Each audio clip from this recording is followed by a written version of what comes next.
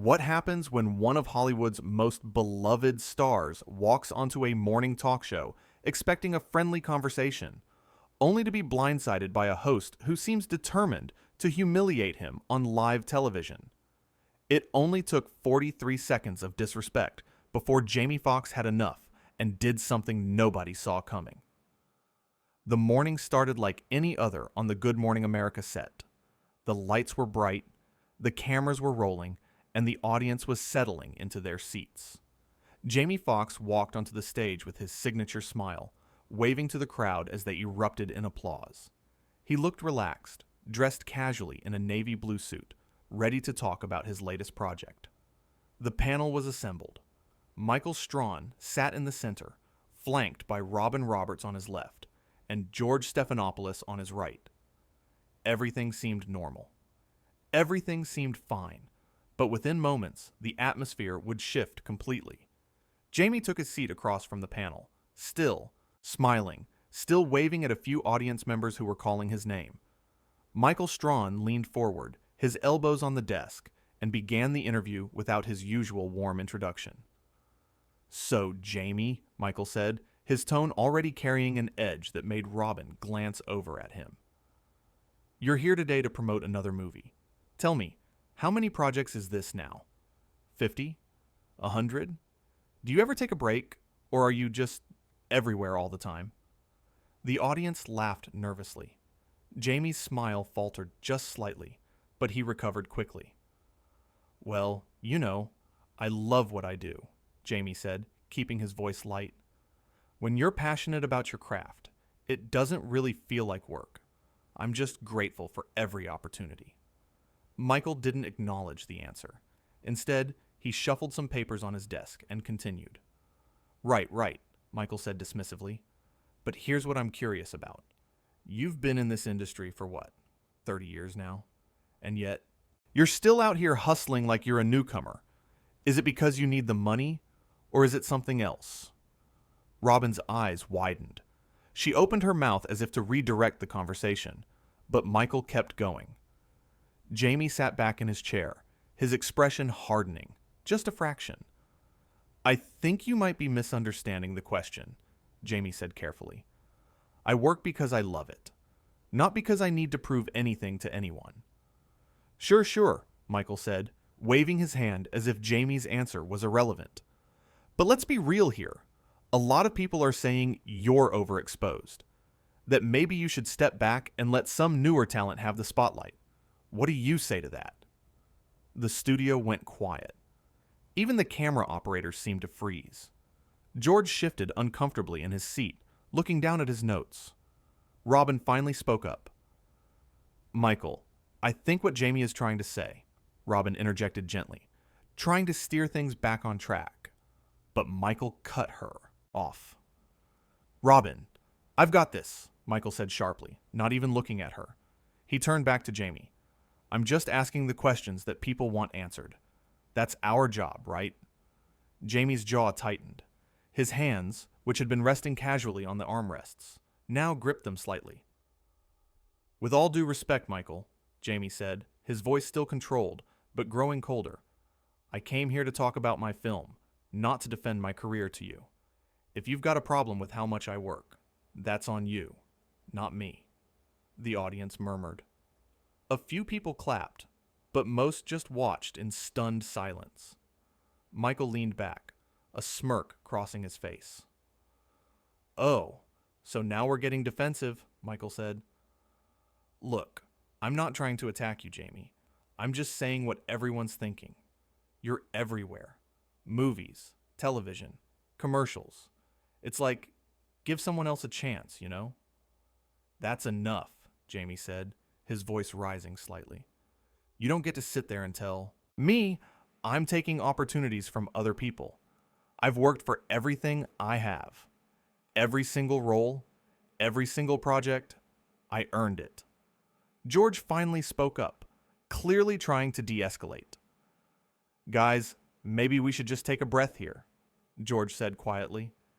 "Jamie, why don't you tell us about the film itself? What drew you to this particular story?" Jamie looked at George, then back at Michael, who was still smirking.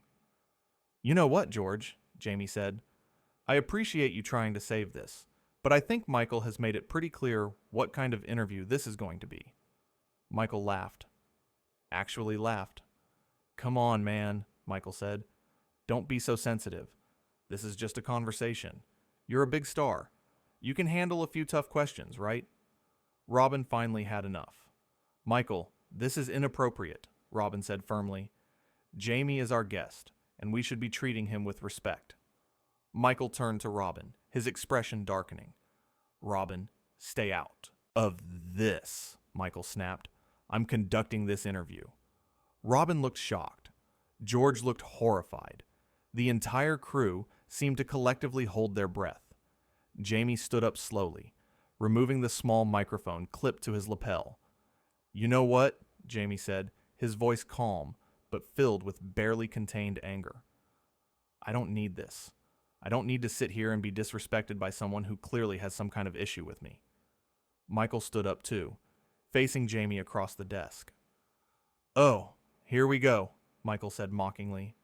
"The big celebrity can't handle a little criticism, so he's going to storm off. Real professional, Jamie." "Criticism," Jamie repeated, his voice rising now. "You call that criticism? You've done nothing but insult me since I sat down. You questioned my work ethic, my relevance, my right to even be in this industry. That's not criticism. That's just you being a jerk." The audience gasped. Robin stood up, placing a hand on Michael's arm. "Michael, please," Robin said urgently. "Let's just take a commercial break." Michael shrugged her off. "No," Michael said. "Let him leave.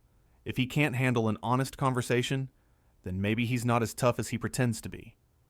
Jamie took a step closer to the desk, pointing at Michael. "You want honest?" Jamie said, his voice echoing through the studio. "Here's honest. You're sitting up there acting like you're some kind of authority on hard work and success. But what have you really done? You played football. Great. Good for you. But that doesn't give you the right to judge how I live my life or build my career." Michael's face flushed red. "Excuse me?" Michael said, his voice dangerously low.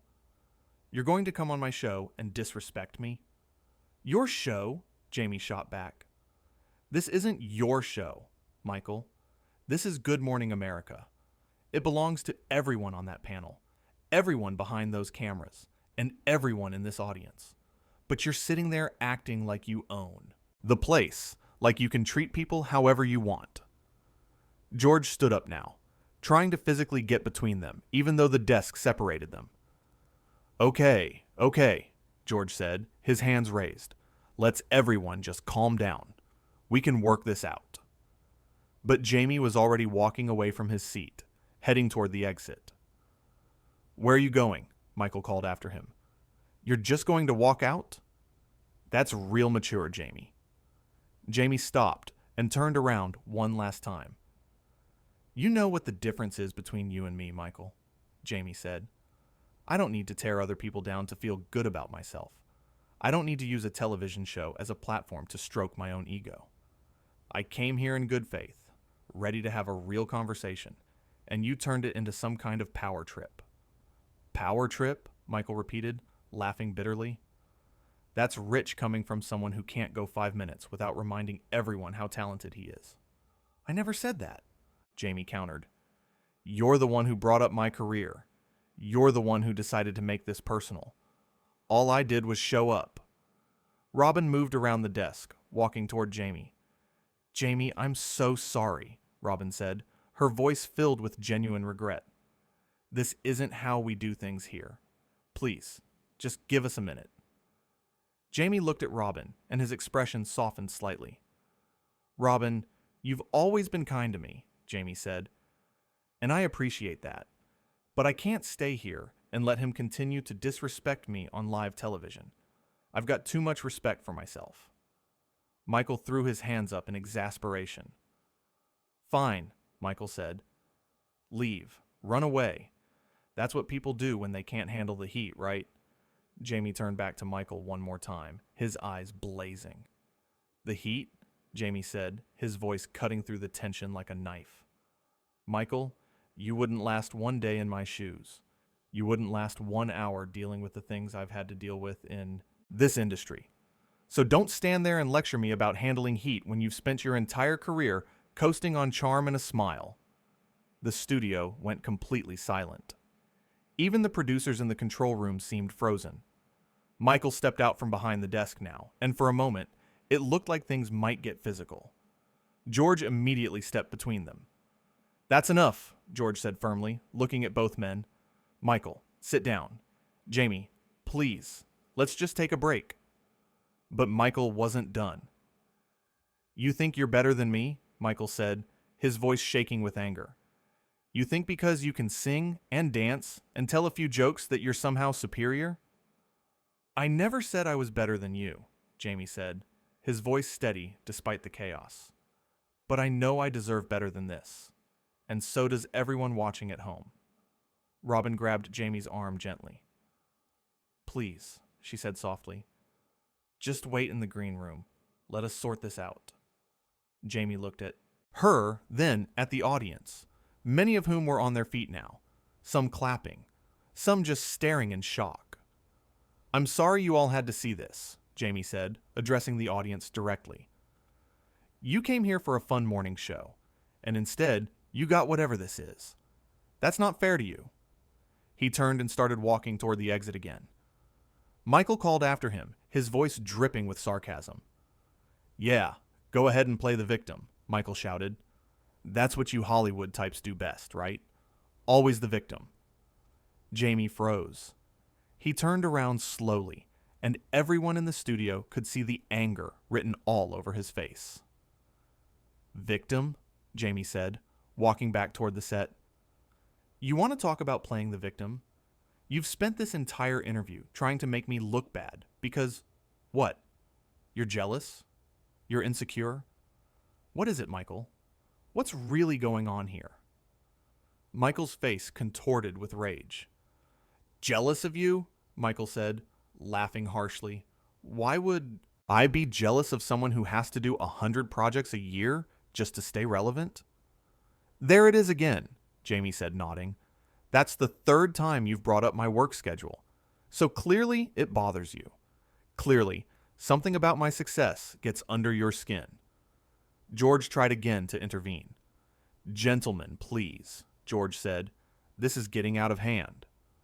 But neither man was listening. You know what your problem is? Jamie said, pointing at Michael. You can't stand that some of us actually love what we do. You can't stand that some of us don't need to tear others down to feel important. You're sitting up there trying to diminish my accomplishments because it makes you feel bigger. But it doesn't work that way, Michael. Making me look small doesn't make you look tall. Michael stepped closer, his fists clenched at his sides. You don't know anything about me, Michael said through gritted teeth. You don't know what I've been through, or what I've accomplished.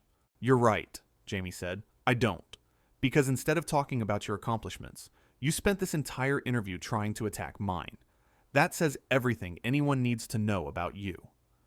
The tension was suffocating. Robin had tears in her eyes. George looked pale. The audience didn't know whether to cheer or cry. A producer's voice finally crackled through someone's earpiece, and George pressed his hand to his ear, listening. We need to go to commercial, George announced loudly. Right now. But before anyone could move, Michael made one last comment that would seal his fate. You know what, Jamie? Michael said, his voice cold. Maybe you should go back to doing comedy. Because this whole serious actor thing, it's not working for you. The audience erupted in boos. Actual boos. Some people stood up and started shouting at Michael. Robin covered her face with her hands. George just stood there, speechless. Jamie smiled, but it wasn't a happy smile. It was the smile of someone who had just been proven right. And there it is, Jamie said quietly, though his voice still carried across the studio. The real Michael Strahan, not the charming host everyone thinks they know. The insecure bully who can't let anyone else shine. He unclipped the battery pack for his microphone and set it on the chair. "I'm done," Jamie said simply. "I'm not going to the green room. I'm not waiting for anyone to sort anything out. I'm leaving, and I'm never coming back to this show as long as he's here." He pointed at Michael one last time. Robin rushed over to Jamie. "Jamie, please," she begged. "Don't let him ruin this. We can fix it." Jamie looked at Robin with genuine sadness. "Robin, you're a good person," he said, "and you deserve to work with people who respect you and respect the guests you bring on this show.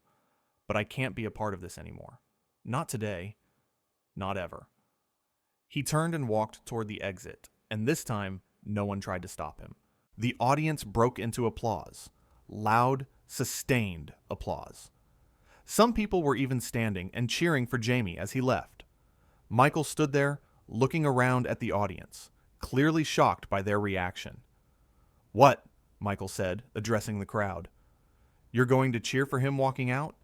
He's the one who couldn't handle a simple interview." The boos got louder. People started shouting. "You were rude." "Leave him alone." "Apologize." Michael looked genuinely confused, as if he couldn't understand why everyone was turning against him. George grabbed Michael's arm. "Sit down," George said urgently. "Just sit down, and let's get through this." But Michael pulled away. "No," Michael said. "I'm not going to sit here and be booed by the audience. I didn't do anything wrong." Robin wiped her eyes and walked back to the desk. Her shoulders slumped. "You absolutely did something wrong," Robin said, her voice shaking. "You attacked a guest. You were unprofessional. You embarrassed all of us." Michael turned on her. "Oh, so now you're taking his side?" Michael said accusingly. "Of course you are. Everyone always takes the celebrity's side." "This isn't about sides," Robin said, her voice gaining strength. "This is about basic human decency. Jamie came here to promote his film, and you turned it into a personal attack. Why, Michael? Why would you do that?" Michael didn't have an answer. He just stood there, his mouth opening and closing. The producer's voice came through again, more urgent this time. "We're going to commercial in 10 seconds, George announced. "Everyone just hold on." The countdown began. 10, 9, 8. Michael finally sat down, but his face was bright red, his hands trembling. 7, 6, 5. Robin sat down too, refusing to look at Michael.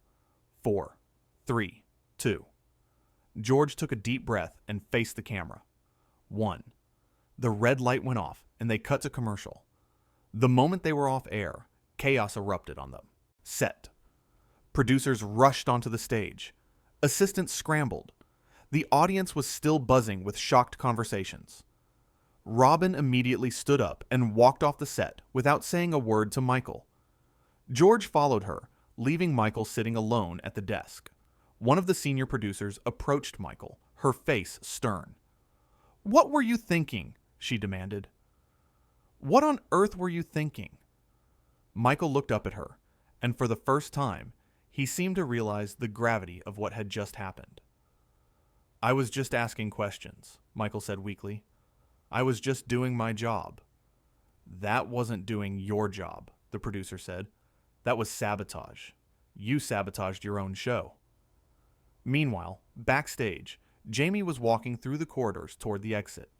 Staff members were stopping him, apologizing, begging him to reconsider. "Mr. Foxx, please," one assistant said. "We're so sorry. This isn't how we operate." Jamie stopped and looked at the young woman. "I know it's not," he said gently, "and I don't blame you or anyone else on the crew. You all were wonderful. But I can't go back out there. I won't." He continued walking, and as he reached the exit door, he paused and looked back at the studio one last time. Through the walls, he could still hear the muffled sounds of chaos on the set. Arguments, shouting, the unmistakable sound of a show falling apart. Jamie pushed open the door and stepped out into the bright morning sun. Back on the set, Michael was still sitting at the desk, surrounded by producers and executives, all of them talking at once. "Do you understand what you've done?" one executive said. "Jamie Foxx just walked off our show on live television because of you." "He's the one who walked off," Michael protested. "I didn't force him to leave." "You insulted him repeatedly," another producer said. "You questioned his work ethic, his talent, his entire career. What did you think was going to happen?" Michael stood up, knocking his chair back. "I thought he could handle it," Michael said. "I thought he was tougher than that." Robin, who had been listening from a few feet away, walked back over. "This has nothing to do with toughness," Robin said, her voice icy. "This has to do with respect, and you showed him none." Michael turned to her, his expression desperate now. "Robin, come on," he said. "You know how this business works. Sometimes you have to ask hard questions." "Hard questions?" Robin repeated incredulously. "Michael, you weren't asking hard questions. You were being cruel. There's a difference." George joined them, looking exhausted. "We need to figure out what we're going to do when we come back from commercial," George said. "We can't just pretend this didn't happen." "We'll address it," Robin said firmly.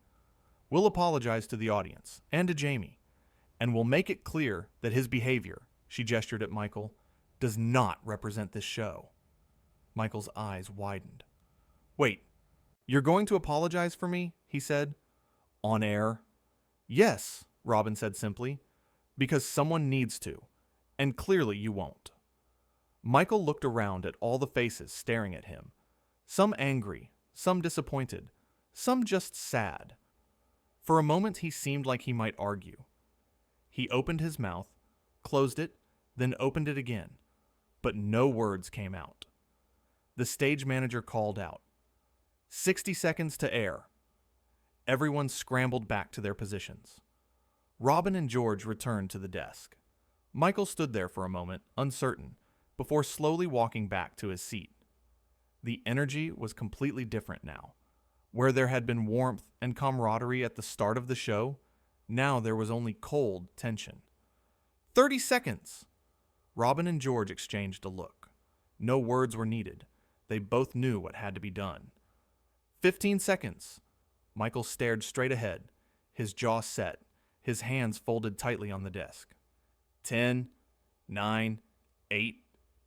The countdown continued, each second feeling like an eternity. 3, 2, 1. The red light came on. George took a breath and looked directly into the camera. "Welcome back to Good Morning America," he said, his voice somber. "As you all just witnessed, we had an unfortunate incident with our guest, Jamie Foxx. On behalf of everyone here, I want to apologize for what you saw." Robin nodded. "Jamie Foxx is a talented, respected artist and a wonderful person," Robin said, "and he deserved better than what happened here today. We are deeply sorry." Michael sat between them, silent, his face unreadable. George continued, "We pride ourselves on being a show that treats all of our guests with dignity and respect. Today, we fell short of that standard. And for that, we apologize to Jamie, to you, our audience, and to everyone who supports this show." The camera pulled back to show all three hosts. Robin looked at Michael, waiting for him to say something, anything, but Michael just sat there, staring at the desk. The silence stretched on, awkward and painful. Finally, George cleared his throat. "We're going to take another break," he said. "When we come back, we'll have the latest news and weather. Thank you for your patience." The red light went off again. The moment they were clear, Robin stood up and removed her microphone. "I can't do this," she said to the producers. "I can't sit next to him for the rest of the show." One of the executives nodded. "We're making changes," she said quietly. "Just get through the next segment, please." Robin hesitated, then nodded reluctantly. Michael finally spoke. "I should say something," he said quietly. "I should apologize." Robin turned to him, her expression hard. "Now you want to apologize?" she said. After everything? After he's already gone? I didn't mean for it to go that far, Michael said, and for the first time, he sounded genuinely remorseful. I thought we were just having a conversation. A conversation, George said, shaking his head. Michael, you ambushed him. From the very first question, you were attacking him. We all saw it. The audience saw it. The whole country saw it. Michael put his head in his hands. I messed up, he admitted. I know I messed up. Yes, you did, Robin said. And now we all have to deal with the consequences. The stage manager called out again. Back in 60. Everyone returned to their positions one more time. Robin and George composed themselves. Michael tried to do the same, but the strain was evident on his face. As the cameras came back on and they moved through the rest of the show, the atmosphere remained tense and uncomfortable. Every segment felt forced. Every smile felt fake. The chemistry that usually made Good Morning America so watchable was completely gone. And somewhere across the city, Jamie Foxx was in a car, heading back to his hotel, his phone blowing up with messages from friends, colleagues, and fans who had watched the whole thing unfold. He didn't answer any of them. He just looked out the window at the passing streets and thought about how a simple morning show appearance had turned into one of the most dramatic moments of his career. Not because of anything he had done wrong, but because someone who should have known better decided to let their ego get in the way of basic human decency.